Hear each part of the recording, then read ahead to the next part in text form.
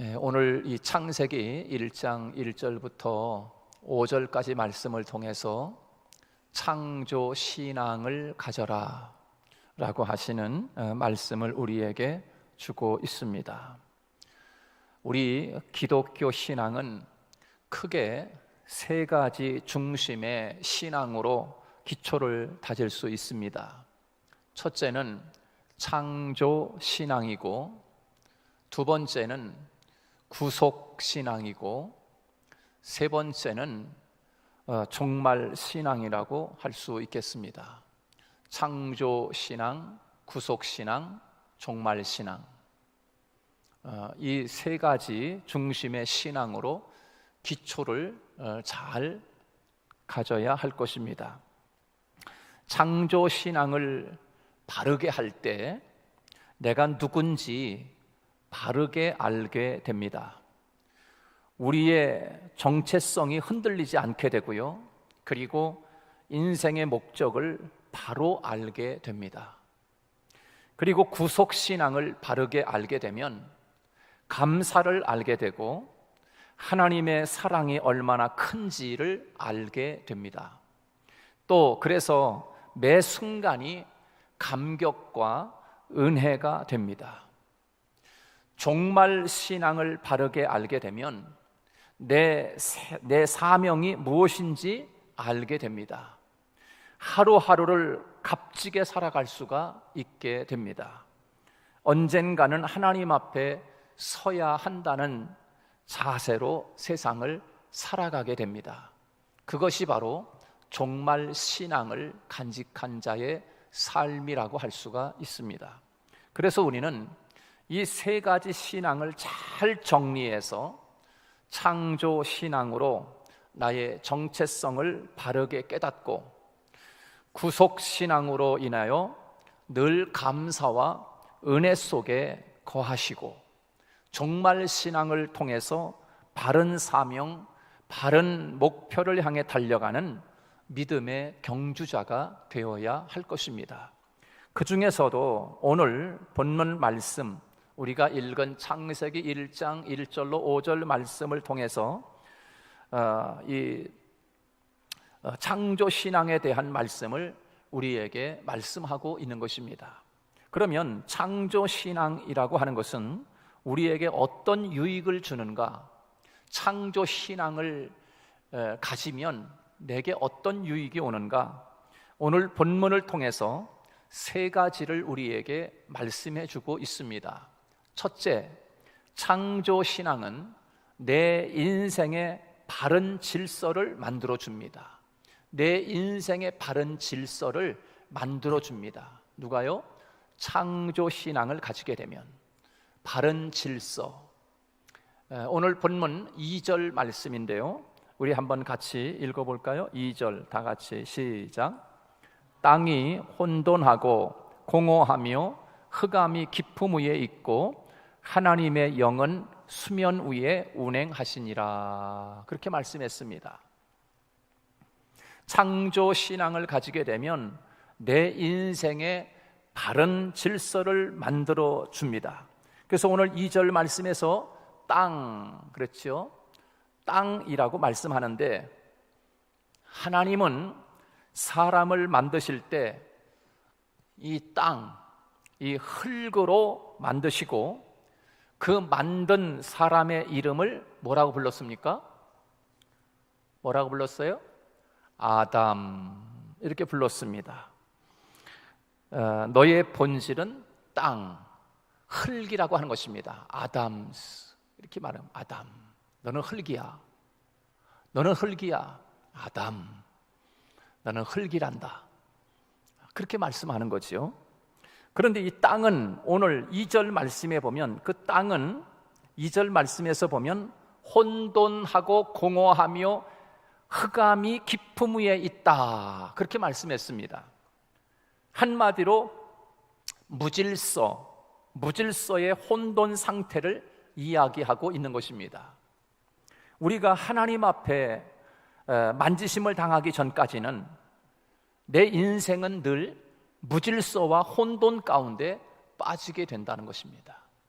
하나님 없는 인생은 늘 무질서함 속에, 공허함 속에, 혼돈 속에 어두움 인생의 길을 걸어갈 수밖에 없다.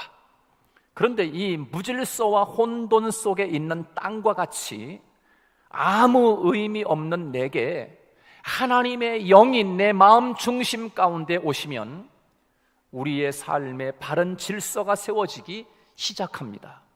그래서 첫째 날, 둘째 날, 셋째 날, 넷째 날 하나님의 질서를 따라 아름다운 세상이 펼쳐지면서 보시기에 좋았더라.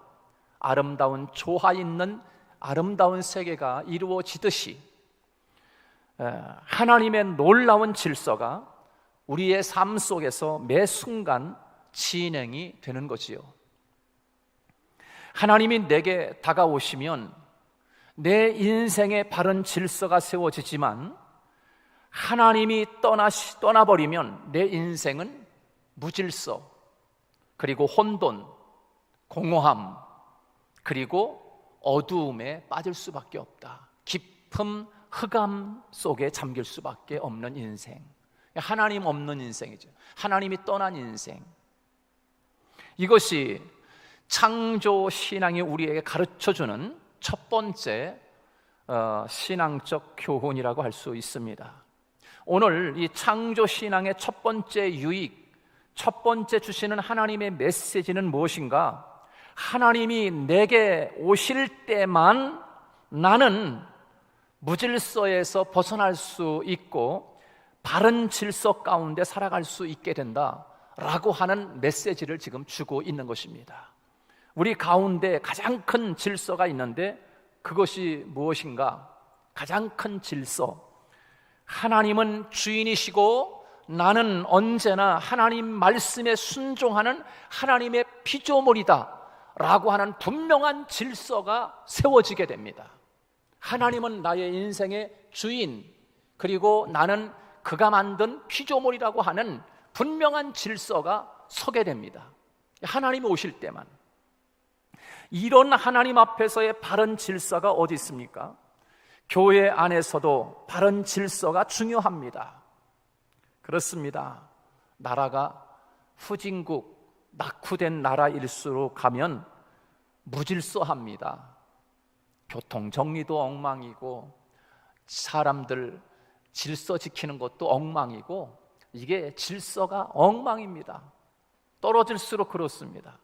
예의도 모르고 매너도 없고 배려하는 마음도 없고, 교회 안에서도 신앙 안에서도 그렇다고 하면 창조신앙이 없는 거죠. 창조신앙. 하나님을 나의 창조주라고, 창조주이신 주인이심을 알면 인생의 바른 질서 가운데 살아가게 되는 것이지요. 두 번째로, 창조신앙은 두 번째 우리에게 주는 것은 흔들리지 않는다. 창조신앙을 가지게 되면 흔들리지 않는 인생을 살아가게 됩니다. 오늘 본문 3절 말씀 같이 한번 읽어볼까요? 3절 다 같이 시작.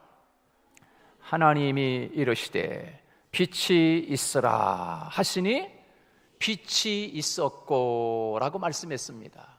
창조신앙을 가진 사람은 인생이 흔들리지 않습니다. 인생이. 오늘 본문 3절에 보면 빛이 있었고 그랬어요. 하나님이 말씀하시니 빛이 있었다. 하나님이 빛이 있으라 하는 말씀은 무엇일까요? 하나님이 말씀하시니, 그런 뜻입니다. 하나님이 말씀하시니 그 말씀 그대로 되었다라고 말씀하는 것입니다. 우리들의 삶이 흔들리지 않을 수 있는 이유는 말씀 중심으로 살아갈 때만 우리들은 흔들림이 없습니다. 하나님의 말씀이 내 안에 중심이 되고 하나님의 말씀대로 내가 살아갈 때 내 삶에 흔들림이 없고 내 인생이 어두움 속에 살지 않게 됩니다. 오늘 이 창조신앙을 통해서 우리가 두 번째 깨달아야 하는 것은 하나님의 말씀을 붙들어야 흔들리지 않는 인생을 살아갈 수 있게 된다라고 하는 메시지를 우리에게 주고 있는 것이지요. 그래서 종교개혁자 깔뱅은 우리 크리스찬의 삶을 세 가지 중심의 삶이라고 이야기했습니다. 첫째는 하나님 중심, 둘째는 말씀 중심, 셋째는 교회 중심, 이렇게 이야기했습니다. 우리가 하나님의 말씀을 떠나는 순간 인생은 흔들리게 되어 있습니다. 하나님의 말씀을 떠나는 순간 우리 인생은 어두움에 휩싸일 수밖에 없습니다. 하나님의 말씀을 떠나는 순간 우리는 공허한 인생, 혼돈 속에 빠질 수밖에 없다라고 하는 것입니다. 복음서에 보면 예수님과 제자들이 배를 타고 저 갈릴리 호수를 건너서 가버나움으로 가고 있었습니다. 왠지 모르게 이 제자들이 예수님도 타지도 않았는데 배를 출항을 시켰습니다. 그래서 한참 동안 제자들이 갈릴리 호수 바다를 바다라고도 이야기하고 호수라고도 이야기하는데 한참 동안 가다가 호수 가운데쯤 갔을 때 큰 풍랑을 만나게 됩니다. 예수님도 타지 않았어요. 그리고 제자들이 배를 타고 호수를 건너면서 그런 어려움을 겪게 되지요. 그래서 제자들의 본업이 무엇입니까? 제자들은 갈릴리 그 호수에서 고기 잡던 어부들, 최소한 제자들 가운데 4명은 그 호수, 갈릴리 호수의 전문가들입니다. 그렇죠? 그러면 그 정도는 충분히 이겨낼 수 있고 그 갈릴리 호수에 대한 생리를 누구보다 잘 아는 사람들이고, 아마 그래서인지는 모르겠지만 예수님 없이도 우리 충분히 건너갈 수 있을 거야, 그러면서 밤에 출항을 시켜서 호수를 건너다가 그런 큰 낭패를 보는데, 아니 그 갈릴리 바다에 전문가들이 4명이나 탔는데 그럼에도 불구하고 아이고 이거 큰일 났다, 이게 배가 이러다가 다 가라앉아 우리 다 죽게 생겼구나, 이런 어려움 속에 막 그렇게 하고 있을 때 어디선가 저 물 위로 걸어서 유령처럼 오시는 주님을 발견하게 됩니다. 그래서 밤에 제자들은 자신만만하게 호수를 건널 수 있다라고 생각을 했던 거지요. 그래서 그렇게 풍랑치는 바다 위로 예수님이 걸어오심을 보면서 주님이 말씀합니다. 안심하라 내니 두려워하지 말라 라고 하시면서 예수님이 그 제자들에게 말씀합니다. 그리고 예수님이 배에 올라 풍랑을 향하여 잔잔하라고 외치자 풍랑이 멈추고 배가 흔들리지 않고 호수를 건널 수 있게 되었다라고 하는 말씀입니다.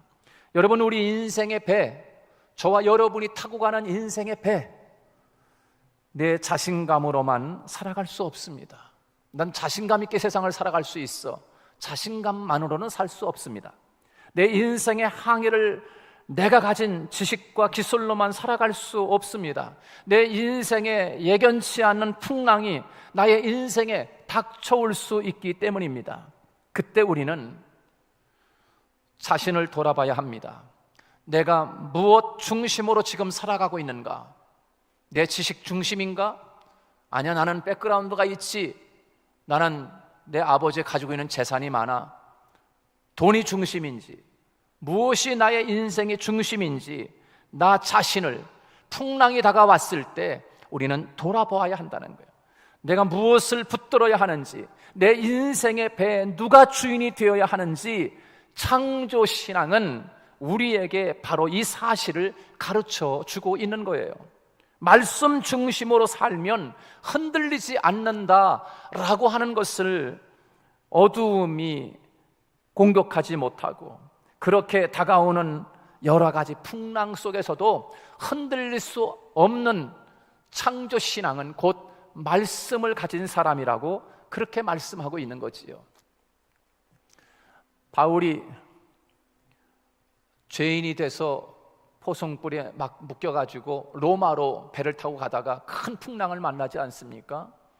그때 많은 배에 탄 사람들이 죽을 것 같으니까 선장이나 선주도 비상보트를 타고 그 세월호 선장처럼 도망쳐서 다 도망을 치고 너도 살겠다고 가지고 있는 보따리들을 다 바다로 던져버리고 그렇게 난리를 치고 그러고 있을 때 하나님의 말씀이 사랑하는 바울에게 다가옵니다. 걱정하지 말아라. 생명에는 지장이 없을 것이다 라고 하시는 하나님의 말씀이 사도 바울에게 그 전날 밤에 임하게 되고 그 말씀을 붙잡은 사도 바울은 죄인이지만 그 배 탄 사람들에게 여러분 걱정하지 마세요. 안전합니다. 여러분 죽지 않을 것입니다. 있는 거 먹으십시오. 굶지 마세요. 걱정하지 마세요. 죽지 않습니다 라고 담대하게 외칠 수 있고 그의 심령이 흔들리지 않을 수 있었던 것은 그 전날 하나님의 말씀이 바울에게 임했기 때문인 줄로 믿습니다. 여러분 인생이 흔들립니까? 여러분의 가정이 흔들리고 있습니까? 걱정하지 마세요. 하나님의 말씀을 붙잡을 수 있기를 주님의 이름으로 축복합니다. 그게 창조 신앙인 것입니다. 하나님이 말씀하시되 빛이 있으라 라고 말씀하시는 그 말씀이 빛이 있었고 그리고 하나님이 첫째 날, 둘째 날, 셋째 날, 넷째 날 하나님께서는 그렇게 말씀으로 세워가시는 질서 가운데 세워가시는 하나님이심을 우리에게 말씀해 줄 때 바로 창조 신앙 속에는 하나님의 말씀을 붙잡아야 한다라고 하시는 하나님의 메시지가 들어있는 것입니다. 여러분, 나는 어떻게 살아야 되나? 나는 어떻게 이 어두운 험난한 이 바다와 같은 세계를 어떻게 내가 항해해 가야 하나? 걱정하지 마세요. 문제는 그 풍랑 속에서도 하나님의 말씀을 붙잡았던 자들은 다 담대했고 흔들리지 않았고 하나님께서 그들의 삶의 목적지까지 안전하게 갈 수 있었음을 기억하고 그 믿음으로 하나님의 말씀을 붙잡는, 그리고 말씀 중심에 서는 여러분이 되시기를 주님의 이름으로 축복합니다. 마지막 세 번째로 창조 신앙을 붙들 때 우리의 삶의 아름다움이 이루어지게 됩니다. 할렐루야. 창조 신앙, 그것을 붙들 때 우리의 삶에 아름다움이 이루어지게 되는 거예요. 오늘 본문 4절 다 같이 읽습니다. 시작. 빛이 하나님이 보시기에 좋았더라. 하나님이 빛과 어둠을 나누사. 그렇게 말씀했습니다. 창조 신앙을 붙들 때 우리의 삶에 아름다운 인생이 될 수밖에 없다 하는 거예요. 가장 아름다운 인생은 하나님 보시기에 좋았다 하는 인생입니다. 그게 가장 복된 인생 아니겠어요? 사람이 보았을 때 좋은 인생이 아니라 하나님이 보시기에 좋았다. 그런데 우리들은 세상을 살 때 어떤 기준을 따라 사는가? 내가 보기에 좋은 기준, 내가 기대하고 바라는 것을 쫓아 살아갈 때가 얼마나 많은지 몰라요. 자, 이것이 우리 인생을 지배하게 되면 그것은 반드시 사탄의 그 미끼에 걸리게 되는 거지요. 돈을 좋아하면 사탄은 그 사람을 돈으로 무너뜨리고요. 권력을 좋아하면 사탄은 그 사람을 권력으로 무너뜨리는 거지. 아간이라고 하는 사람은 잘 알지요. 여리고 성을 무너뜨리고 아이 성을 점령해야 되는데 그 아간이라고 하는 사람이 신알살 외투 한 벌을 좋아하다가 사탄은 그 아간을 넘어지게 했습니다. 이스라엘이 그 아이성 전투에서 실패하고 맙니다. 여러분, 성경에 보면 이런 사람들이 얼마나 많이 있는지 모릅니다. 대표적인 예가 드릴라를 좋아하다가, 물론 좋아한 거는 뭐 좋은 거지요. 그러나 하나님이 원치 않는 그 드릴라에게 푹 빠져서 무너진 삼손, 그리고 돈을 좋아하다가 무너진 인생, 누굴까요? 가론 유다. 내가 무엇을, 세상 그 어떤 것에 그것에 빠져서 살아간다고 하면 사탄은 분명히 그것을 통해서 우리를 무너뜨리고 말 것입니다. 그런데 우리들이 하나님 보시기에 좋은 것을 추구하면 세상에서 넘어지지 않고 내 삶은 아름다운 열매가 가득히 꽃 피우는 인생을 하나님이 살게 하실 줄로 믿습니다. 하나님이 보시기에 좋은 인생, 누구에게 이런 아름다운 인생, 꽃 피우는 인생을 살게 하시는가? 창조 신앙을 가지고 하나님을 우리 인생의 주인으로 모시고, 그리고 하나님의 말씀 중심으로 하나님의 말씀을 붙들 때 흔들리지 않고 사는 자에게 하나님은 오늘 본문에서 우리 인생의 아름다운 인생으로, 꽃 피우는 인생으로 살게 하신다는 것입니다. 어두움이 변하여 흑암이 변하여 빛나는 인생, 그런 인생으로 하나님이 축복해 주시겠다. 누구에게? 창조 신앙을 가진 자에게. 그렇습니다. 창조 신앙을 가지고 사는 자에게 이런 인생이 되게 하겠다라고 하시는 하나님의 약속을 여러분 붙잡을 수 있기를 주님의 이름으로 축복합니다.